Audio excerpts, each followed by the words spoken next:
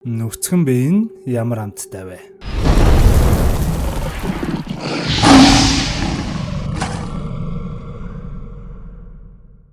Заяуцхан бамбарнууд минь. Өмнөх бичлэгний үзэлт өдрийн дотор 100 мянган тэр даваад хөөхий надтай бол бүр рекорд эвдчихлээ шүү дээ. Үзэлтээс гадна лайк, комент нь ч гэсэн нэлээд өндөр байсан тул цаадах чинь урамшаа цаг алдалгүй шууд дараагийнхаа кино руу орохоор боллоо. Өмнөх киногаар 2012 оны киног ярьсан бол энэ удаад нийт 3 ангитай киноны хамгийн ихний анги болох 2012 оны Horror Stories киног бэлтлээ. Яг тэгээд элдв юмэр цаг алдаад яах вэ? Сүнс чөтгөр, аллаг, каннибал болон зомбигээ 4 өөр төрлийн айдсыг багтаасан антологи төрлийн 2012 оны Horror Stories кино руугаа орцгоё. Манай бамбарнууд бичлэгээ үзээд хэр их таалагдсанаа 10-аас хэдэн оноо вэ гэж өөрсдийнхөө дүгнээд мөн энэ кинон дээр гарах нийт 4 хэсгээс аль нь хамгийн их таалагдсанаа доор комментээр бичээрэй за.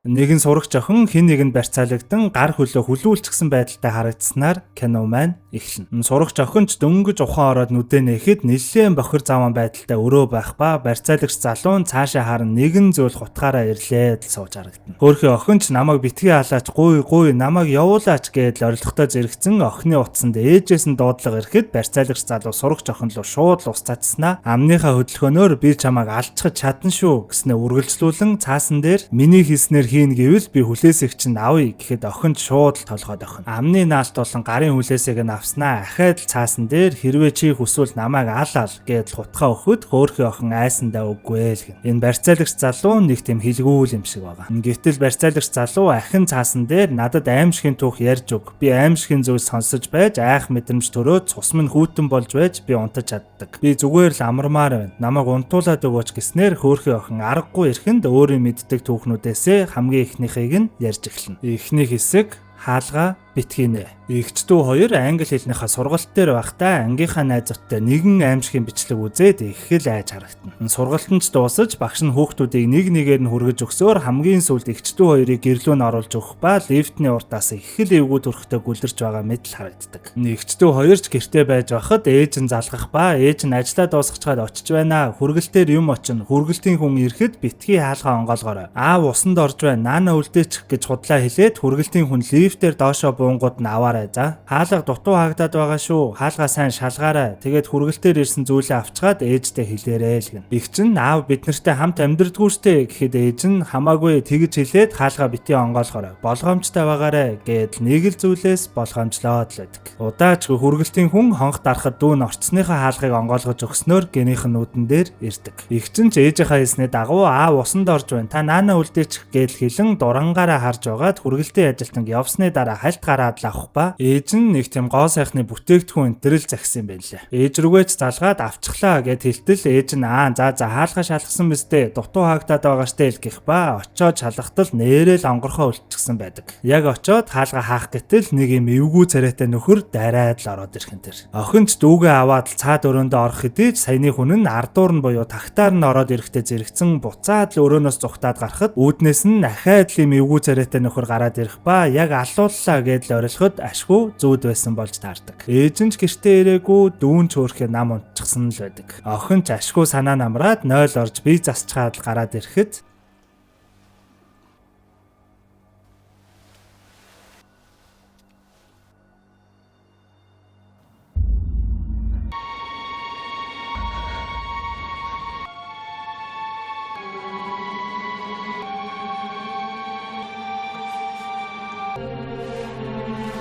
들어가서 찾아보나. 진짜?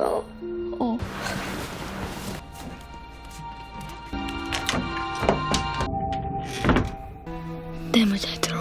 나 죽을 수도 있어.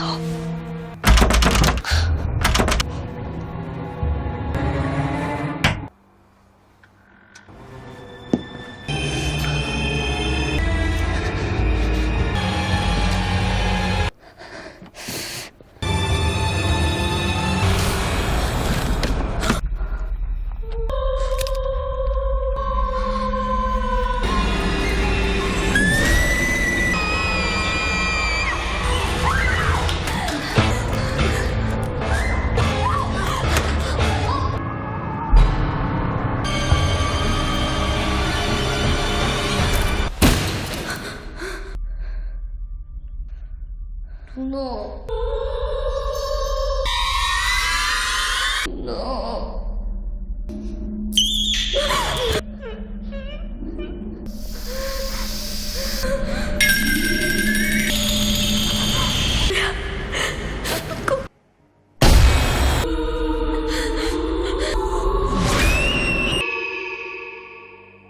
Хөөхий хоёр хүүхэд айл англи хэлнийхээ хичээл дээр байхаас ихсүүлээд аимшигын юм үзээд айчсан ба үүнээсээ болоод өөрсдийнхөө төсөөрлөөр юм ургуулж бодоод лайгаад байсан юм байна лээ. Шкафын доторх зүйл нь зүгээр л нэг юм манекен. Нөгөө хүргэлтийн ажилт нь нуугдаа зогсоод байна гэсэн чинь зүгээр л өрөөсөн гутал болон өөрсдийнх нь тоглож байсан шаар байснаас гадна гэрийнх нь үүдэн дээр зүгээр л энэ бөмбөгөл байсан юм байна лээ. Ерөнхийдөө бол эгчдүү хоёр аюулгүй байгаа л гэсэн үг. Кадр солигдоход нэгэн залуу өнгөрсөн дүүгийнхаа зургийг ангиртээ зүүчгсэн утсаар захирлаа. Манай дүү танай компанид бүр 19 настайгаас хойш бүхэл зүрх сэтгэлээ зориулж ажилласан штэ. Яагаад цомогтголд оруулж байгаа юм бэ? Миний дүү бүр өөрөө буруутан босноос болж өөрийгөө шатаагаад үхчихлээ гэдэл ярих ба утасны нөгөө талд нэг хүүхэн зөв буруу надад огт хамаагүй. Та нар шиг хүмүүс угаасаа л үргэлж ялагдах тавилантай гэдэл хэлснээ өөрийн хүмүүстэй одоо энийг дуусга гэдэл тушаал өгч харагдана. Удалгүй бөөн л цагтаа өчний хүмүүс тушаал аван үйлдвэрийн цомогтголыг эсэргүүцэж буй хүмүүсийг нүүр нүдгүүл зодож эхлэх ба түрүүний утсаар ярьсан дүүгээ алдчихсан залуугч мөн ёстой л нэг нохоо шиг л зодож харагдана. Ийхүү оройч болоход ээж нь удахгүй очлоо гэдэл түрүүний хоёр хүүхэдтэй ярьж байгаа ээж нь саяны тушаал өгдөг зөвөн хүүхэн л байхын тэр. Иймэрхүү бослог хөдөлгөөнтэй уулзраад байгаа болохоор л хүүхдүүдийгээ хаалгаа сайн агаараа болгоомжтой байгаарэ гэдэл болгоомжлоод байсан л юм байна лээ. Одоо харин эгчдүү хоёрыг гэртээ байж байхад жинхнээсээ хүргэлтийн ажилтан ирэх ба хүүг захиасан бараагаа аваад ороход нь араас нь шууд том канистертэй шингэн зүйл барьчихсан нэг залуу яваад л орчихдог. Энэ нь мэдээж л өмнө нь ээжтэй нуцаар ярьж байсан дүүгээ алдсан залуу байх ба хэдийнэ эгчийг нь алчсан. Гэрээр нь дүүрэн түрүүн авч орсон бензинээ асгачихсан асаагуур гаргаад л зогсож байдаг. Хөөхий дүүнч намайг битгий халааж гуй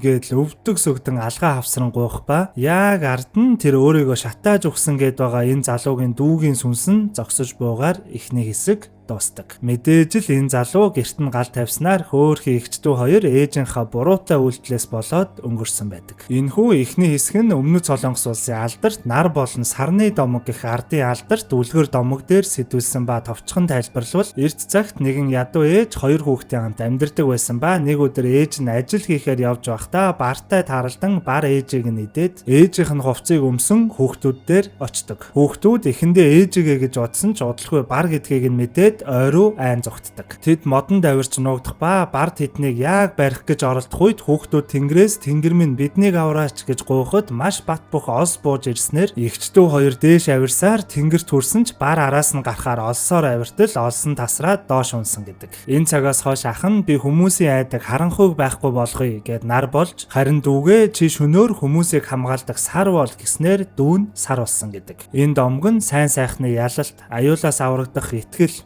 нар сарны үүслийг тайлбарлах утгатай эртний үлгэр юм. Яг буцаад кинонд орцгоё. Үйл явдал одоо үедээ ирэхэд барьцаалагч залуу овоо нойрмоглсон харагдсан ч гүйцэд унтаагүй л байдаг. Сурагч охин ч ахаа хөл өвдөд байна. Хөлний уяаг суллаад өгөөч би зүгтахгүй гуйж байна гэхэд барьцаалагч залуу нэгэн чимдаам авчирснаа дотроос нь жижиг цүнх гаргаж ирэхэд охин ч гайхаад шууд онгойлгож үздэг. Онгойлгоод үзтэл дотор нь энэ барьцаалагч залуугийн өмнөх хохирогчдын шүднүүд нь байсан сурагч охин ч сандран та өмнө нь онгоцоор нисж байсан уу? Онгоцтой холбоотой нэг түүхийг би мэднэ гэснээр дараагийн түүх эхэлнэ. Хоёрдугаар хэсэг мөнхийн нислэг. Нэгэн онгоцны бүхээгийн ажилтан ажиллаа дуусгачгаа такси барих ба удалгүй бөөл цуснаж олчихсан ой модоор гүйж яваад нэгэн хүнд баригдаж харагдана. Кадр солигдоход Сожу нэртэй бүхээгийн ажилтан нэгэн мэдээ үзэж зогсох ба мэдээгээр нь таксины жолоочийн дүрээр хүн хулгайлж алдаг алуурчин Пак гэх этгээд баригдсан байна. Тэрээр Сөүлийн ойролцоо хуурамчаар таксины жолооч хийдэг ба одоогийн баримтаар 10-аас илүү эмэгтэйг алсан байна. Энэхүү цуврал алуурчны хамгийн сүүлийн хохирогч нь 20-од насны онгоцны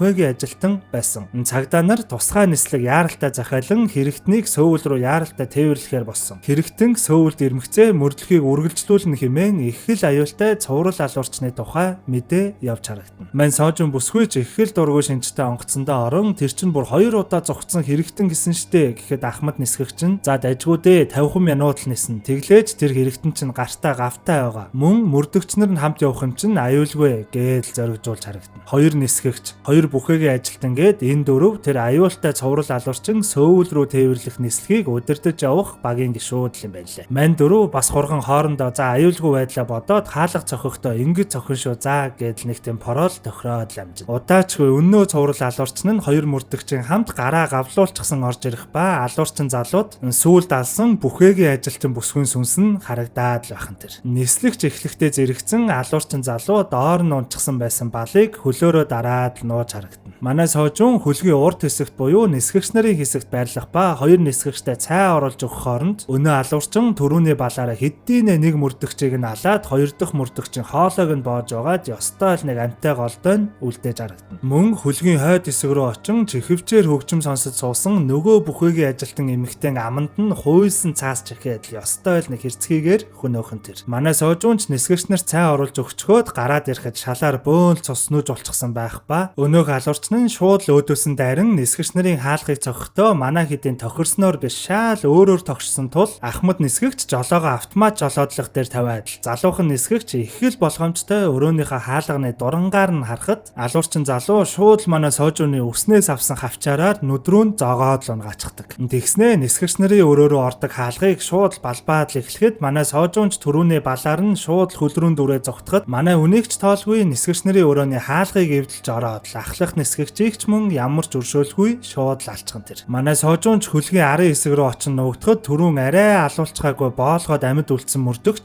цаан чин нөгөө мөрдөгчийн хүрэмний халаас нь буу байгаа гэж хэлэх ба алуурчин залууд сүүлд алсан эмэгтэй сүнс нь ахаад харагдаад л байдаг. Ингэснээр манай сожуунч өнөөх бууг нь авахар болох ба ашгүй нүдрүүгээ хатгуулсан нисгэгчч босч ирэн хөлгийн жолоог атгах үед гайтай алуурчин залуу манай сожууныг суудалтайгаар нуугдаж явсныг нь мэдчих ба өнөө бууг нь ч гэсэн хэдийнэ авчихсан л байдаг. Бүрч болоогүй өнөө амтай голтой үлдсэн мөрдөгчийг шууд цохонд нь буудаад лалах ба манай хүн ч өөр аргагүй тул зориглон алуурчинтай үзэлцгээр шууд л гарах ба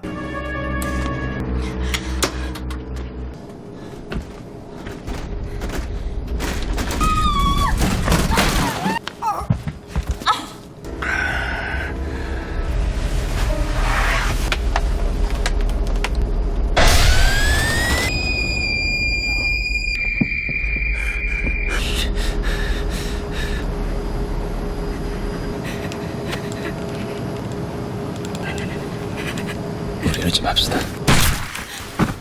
소정씨!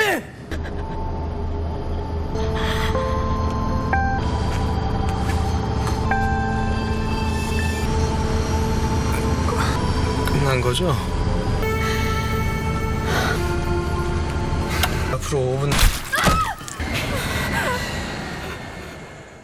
Яг sorry дундуур нь газ ганц зүйл дээр санал авчээ. Энэ Horror Stories кино ахаад 2 ангитай ба хэдүүлээ шууд үргэлжлүүлээд 2 3 дугаар ангийг нь ярих уу эсвэл дундуур нь өөр кинонууд оруулаад ээлжлээд явах уу? Энэ кино гоё байна. Шууд үргэлжлүүлье гэвэл шууд үргэлжлүүлье гэд. Харин өөр ганц нэг кино оруулъя гэвэл өөр кино оруулъя гэд доор комментоор саналаа бүр заавал хэлээрэй. За мэдээж тоороо нь бамбарнуудынхаа саналыг сонсож байгаа дараагийнхаа киног шийдэх тул саналаа өгөх нь маш чухал юм шүү. За яг буцаад кинонд орцгоё. Үйл явдал одоо үедээ ирэхэд барьцаалагдсан сурагч охин тэгээ цаашаага юу болсныг би сайн мэдэхгүй гэж ярьчихсан сууж байдаг. Тэгснээ би өлсөд байна гэхэд барьцаалагч залуу шууд нохоо хороо шиг болчихсон өрөөнийхөө мухрын хөлдөөгчнөөс нь юуных нь мэдэгдэхгүй нэг илэг гаргаж ирээд шууд хэрчэж эхэлнэ. Сурагч охины утасч дуурахад ашгүй яр гэх ба манай охин ээжээ би зүгээрээ найзындаа байна удахгүй очлоо гэж ярингаа баг багаар хаалга руу дөхөж байхад гайтай залуу үүнийг нь мэдээд их л эвгүй харснаар сурагч охин нөгөө залуухан эмэгтэй дуртай эрэгтэй тухай гэснээр дараагийн түүх эхэлнэ. 3 дугаар хэсэг нууцчоор нэгэн эмэгтэй гоо сайхны мэс засал хийлгүүлэх гэж байх ба эм чин хамраа жаахан ингээд хацраа жаахан ингэчихвэл яг л жүжигчин од шиг харагдана гэхэд өнөөх бүсгүй битгий олон юм яриад вэ зүгээр л яг энэ үн шиг болгоодох гээд энэ хэсгийн гол дүр болох Күнжигийн зургийг гаргаж ирж харагдана. Манай Күнжи хойд ээжтэйгээ би тэр хүнтэй заавал сүртэй хурим энтер хийхгүй хэн л 6 дахь эхнэр нь гэдгээ зарлахыг хүсгэвдэ зүгээр л гэрэлтэй батлуулахад л болно гэж ярилцаж харагдана. Хойд ээж нь ч за тийм дээ нэгэнт л гэрэлчгсэн байхад баян тансаг сайхан амьдрахаас л хойш хэн бүхэн тохиогоод байхааргүй боломжгүй гэд ер нь л нэг тийм мөнгөтэй хүнтэй л гэрэлгээд л ах шиг байгаа. Манай Күнжи хувцас өмсөж байхдаа охин чинь юу хийж байгаа? Арай захирлыг ирэхэд хамт уулзахгүй өстэй. Тэр чинь таны охин болохоос биш миний дүү лав биш шүү гэдэл ер нь л энэ хойд ээж болон хойд ээжийнхээ охинтой их л хэцүү харилцаатай л харагдана. Удалгүй гэрэлэх гэж байгаа өнөө захирал гээд байсан хүн нь ч ирэх ба хойд ээж нь их л сүрхий ширээ засаад соёлтой боловсон байх гэж хичээж байхад түрүүхэн би яг ийм болмоор байна гэж хагалгаа хийлгэж байсан хойд ээжийнх нь охин буюу багчийн бууж ирэхэд яг л манай хүнтэй ижилхэн хувцалжчихсан байхан тэр. Мэдээж л манай Күнжи бүр шок. Тэгснээ бүрч болоогүй эгчийнхаа нөхөр болох гэж байгаа хүний хөл рүү ширээн доогоороо хөлөөрөө энэ төр оролдоод овоо шир нөхөр байхан тэр. Оройн хоолч дуусаж манай Күнжи найз залуутайгаа өрөөндөө байхад найз залуу нь хүзүүг нь үнсээд чиний арьс чинь маш сайхан яг л харж авах шиг амтагдаж байна. Шинхэн бас эсэглэн чамайг идвэл бүр яаж амтагдах бол энтергээл уянгалж агаад яг нөгөө юу яах гэж байхад хойд ээжийнх нь охин буюу хойд дүү нь хажуу өрөөнөөс нь ханаа нөхөлчихсөн нууцаар харж бууг нь мэдснээр шууд л дараа хурмынхаа өдөр үргэлжлүүлцгээе энтер гэж аргалаад л үйл ажиллагаагаа зогсоохон тэр. Тэгснээ хойд дүүгээ ахаад нөгөө нөхөр харахад нь шууд л урт том зүүр шиг төмрөөр яг нүдэнд нь тулгаснаа дараагийн удаа нүдийг чинь сохолцхон шүү гэдэл их л заналтай хэлснээ шууд салфеткаар бөглөж харагдана. Удаачгүй хойд дүү дээр нь ээж нь орж ирснээ за яасан миний хэлснээр хөлөөрөө оролцсон уу? Миний охин чинь илүү залуухан юм чинь захиралд илүү таалагдах нь ойлгомжтой. Амьдралд ганцхан олдох боломж шүү. Күнжигаас заавал булаах хэрэгтэй гэдэл ярилцаж харагдана. Зөвүүн ээж охин хоёр манай хүний найз залууг булаах гэд бүр хамтдаа үзэж байсан байдаг шүү. Маргааш нь ч болж өнөөх мундаг захирал нь өглөөний хоолоо идэх үеэр туслах нь жаахан түүхийн мах шүлтээ авчирснаа бидний дарсан мах баараг дуусч байгаа гэхэд захирал залуу зүгээрээ шинхэн мах нээх удахгүй ирж байгаа гэх ба угаалтурт нь хүний хумстай хуруу байж байдаг. Удалгүй саяны туслах эмэгтэй нь манай Күнжид хурмын өдрөөр нь өмсөх дайрсан зээг нь авчирж өгөх ба ахаад нэг хайрцагтай зүйл өгөх гэж байхад өнөөх гайтай дүүн өлөв дөлөвгээд хараад байсан тул өвөлгүй буцаад цүнхлээд л гархан тэр. Манай Күнжид туслахыг нь гаргаж өгөөд бороо орж магадгүй байна маа та энэ шүхрийг аваад яваарэ гэдэл шүхэр өгч харагдана. Оройч болж манай хүн унтаж байхад гинтэл өнөө нандингнан бэлдээ тавьчихсан байсан дайрсан зэн бөөн цус болоод хойд ээж дүү хоёр нь манай хүний хөлийг тасчихсан байна гэдэл их л эвгүй зүү зүүдлээд сэрхэд өнөө хоёр нь хэдийнэ өнөөх дайрсан зээг нь хулгаалаад манай хүнийг өрөөнд нь түгжээд хаалгыг нь бөө модоор таглаад явчихсан байдаг. Бүрч болоогүй нөгөө ханы нөхөөрөө хортой хий шахаад үлдээчихсэн байсан тул манай хүн хийнд нь хордоод л нам. Нөгөө талд гэрлэлт батлуулах өдөр тул мэдээж л хойд ээж нь охиндоо нөгөө үнтэй дайрсан зээг нь өмсөгчгсөн захирал залуу дээр оччихсан уучлаарай манай Күнжи харин осолд орчихлоо. Би тэгээд танд бүр залуухан охиноо сүйт бүсгүйгээр өгөхөөр ирлээ.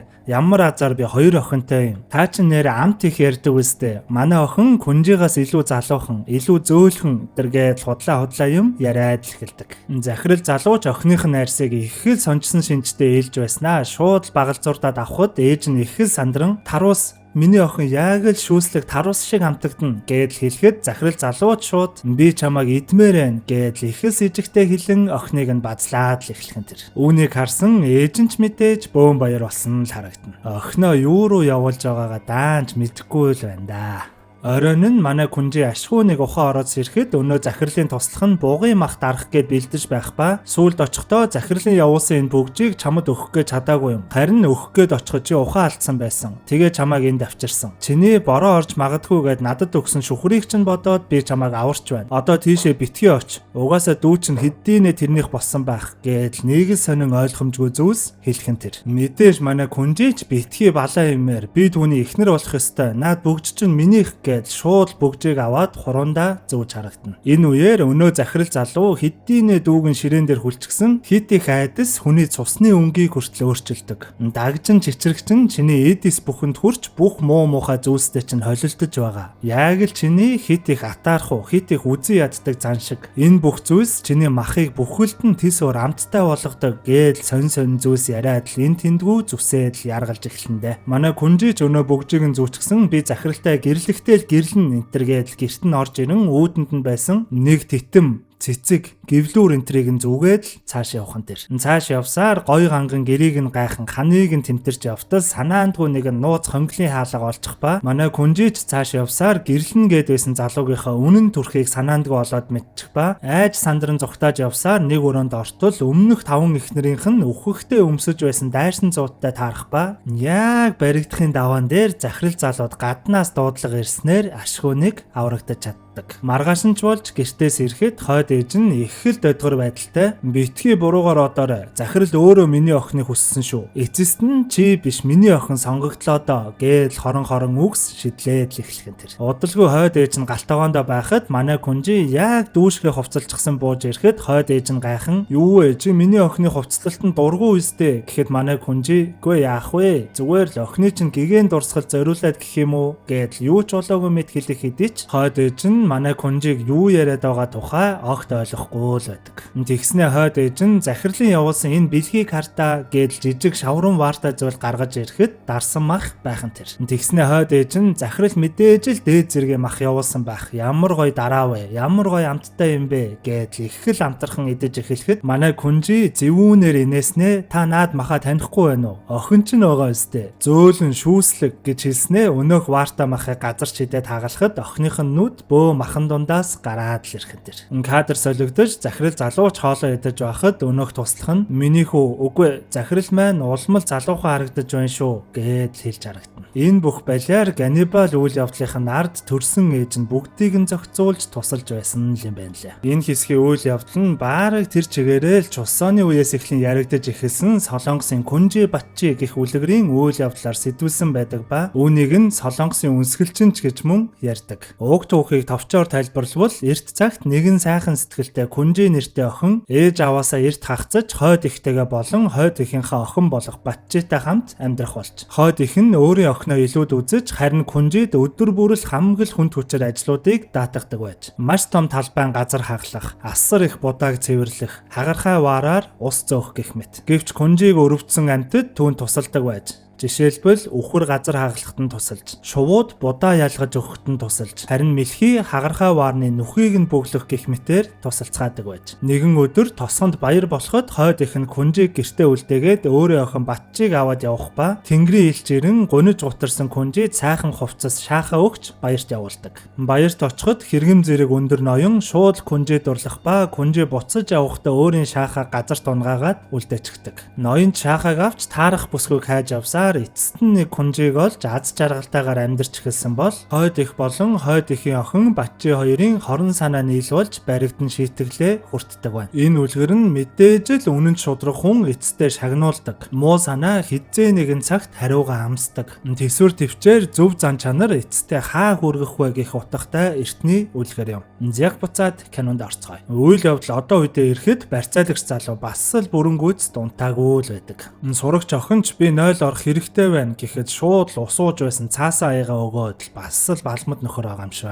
Сурагч охинч нөгөө шарж өгсөн илэгнээс нь аваад идэх гэтэл их л муухан амттай байсанд хахаж цацуулаад л эхлэхэд барьцаалагч залуу сандран ойртохдоо чихэн дээрх сорвиг нь олоод харцдаг. Тэгснээ шархыг нь харснаа гажиг нөхрийн өвчин хөдөлсөн үү яасан шууд шархан дээрээс нь бариад цус гартал нь базаад л эхлэхэд хөөрхий охин ахаа таны энэ гар яачихсан юм бэ? Хүн хадчихсан юм уу? Та эмнэлэг явах хэрэгтэй штэ. Эмнэлэг гиснээс би эмнэлэгтэй холбоотой нэг түүх мэднэ шүү гэснээр дараагийн түүх эхэлнэ. 4-р хэсэг үхлийн хэсэг дэх түргэний машин. Та халдвартай хэсэгт байна. Яаралтай аюулгүй газарт очно. Халдвартай хүнд хазуулахаас сэргийлнэ үү гэх сануулга дахин сонсогдох газар та сайгүй л өгсөн хүмүүс болон осолдсон машин харагдана. Нэгэн сөвлөгч болон цэргийн эмч залуу хоёр жолоочийн хамт түргэний тэрэгтэйгээ яг хөдлөх гэж байхад хүүхдэд дэлгүүрийн тэргэнд хийсэн нэгэн эмэгтэй яаран сандран хурж ирснээр түргэний машин хөдлөхөн тэр. Өвчтөе охиных нь бич хүндхэн байсан тул цэргийн эмч болон сөвлөгч хоёр яаралтай анхны тусламжийн үйлчлэгээ үзүүлснээр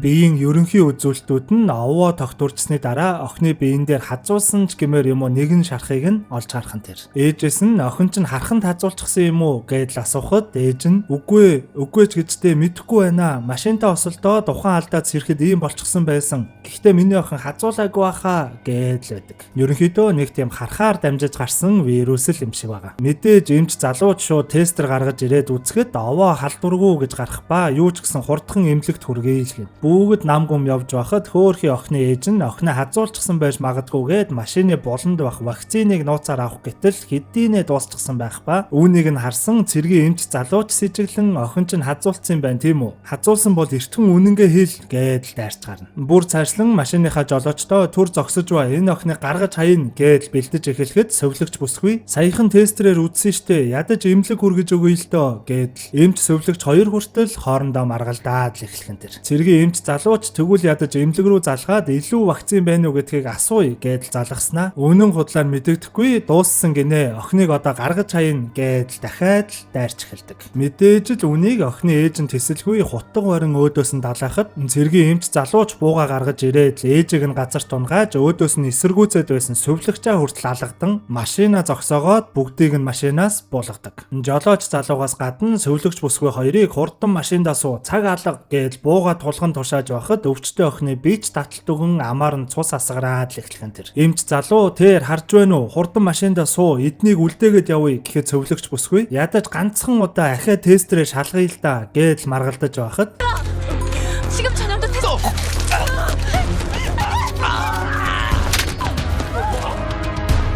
네 딸 분명히 감염자야. 이런 씨.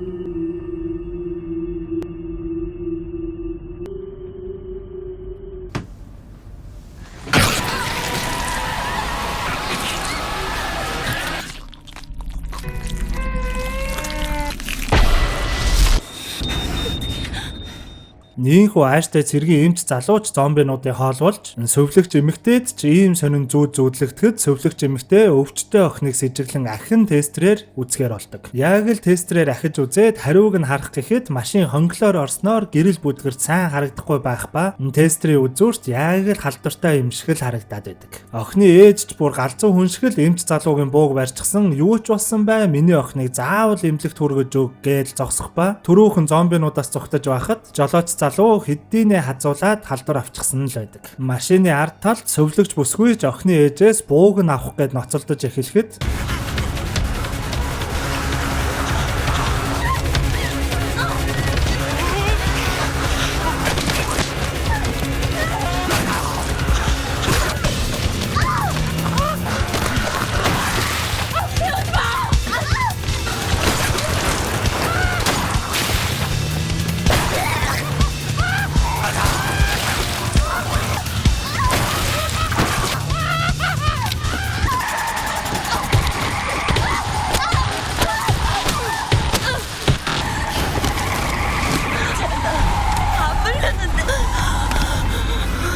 이 사람이지. 수진아.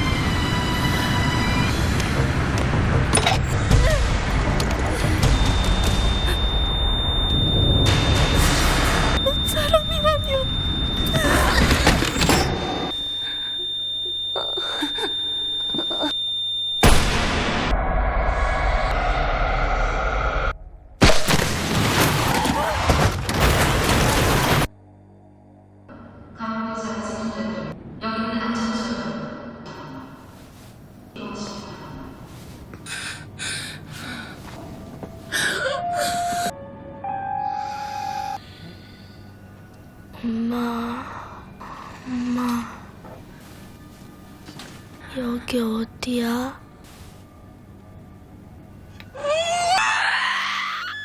Хөөрхий охин ууг нь халдвар огт аваагүй л байсан юм байлээ. Их хүний үрээг их сэтгэлээ гэж. Нийнх үйл явдал одоо үедээ ирэхэд барьцаалагч залууч ашгүй нэг эцэст нь нам унтчихсан байсан сурагч охин алуурчин залууг хэвтүүлж үлдээгээд хөлнийхөө хүлээсийг хутгаар зүсэж тайлаад яа гарах гэж байхад ээж нь утас руу залхан чимээ гаргаснаар гайтай сайка залуу шууд л босоод ирхэн тэр. Тэгснээ сурагч охины хоолойд хутга тулхан чи ч бас унтаж чадахгүй байгаа мó те. Тэгвэл одоо миний ээлж юм шиг байна. Одоо би чамд өөрийн түүхээ ярьж өгье хэмээн хэлснээр кино маань дуустдаг. Яа, ийм гоё киног өдний хүртэл үзээгүй явсан гэхээр бас л хайран байх шүү те. Бүрч болоогүй энэ кинон дахиад 2 ангитай гэж боддоо. Яг тэгээ дараагийн ангийг тоороо найл болох хурдан оруулах тул манайхаа юу гэхээ мэдчихэж байгаа штэ те. Лайк саба дараад сүсгэлээ сууж байгаарай.